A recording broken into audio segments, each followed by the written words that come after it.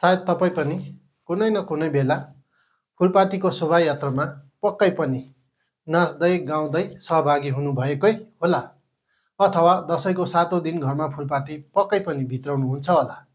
तर के तपाईँलाई थाहा छ, हामीले दसैँको 7औं दिन मनाउने फुलपाती शोभायात्रा केवल धार्मिक कर्मकाण्ड होइन, यो सयौं वर्ष पुरानो इतिहास बोकेको एउटा परम्परा हो। त्यसैले आज म तपाईँहरूलाई फुलपाती भित्राउने अथवा फुलपाती शोभायात्राबारे केही जानकारी लिएर आएको छु।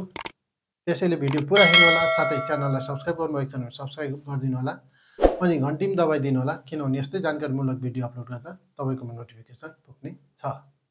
नमस्कार, म मणिमान थापा हजुरहरू सबैलाई गोर्खा क्रोनिकलमा स्वागत गर्दछु। फुलपाती शोभायात्रा अथवा फुलपाती भित्राउने चलन मल्लकालदेखि नै सुरु भएको हो।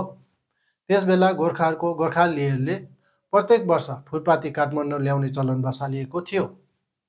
पछि शाहवंशका राजाहरू आएपछि यो परम्परालाई अझै भव्य बनायो। गोर्खा दरबारबाट विशेष रूपमा फुलपाती पठाइन्थ्यो, जसलाई सेना र बाजागाजा सहित हनुमान ढोकाका दरबार हुँदै तलेजु भगवती मन्दिरसम्म शोभायात्रा गरेर लगिन्थ्यो। फुलपातीमा राखिने केरा, दारिम, धान जस्ता 7 बोटहरूले समृद्ध, शक्ति र प्रकृतिप्रतिको श्रद्धालाई जनाउँछ।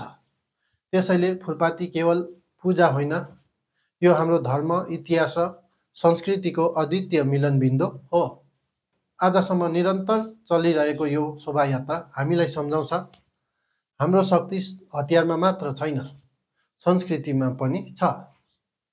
यसरी सुरु भएको फुलपाती हाम्रो इतिहास र हाम्रो पहिचानको साक्षी बनेर आजसम्म निरन्तर चलिरहेको छ। यो जानकारी कस्तो लाग्यो पक्कै पनि कमेन्ट्समा लेखिदिनु होला, साथै च्यानललाई सब्स्क्राइब गर्नुभएको छ भने सब्स्क्राइब गरिदिनु होला। धन्यवाद।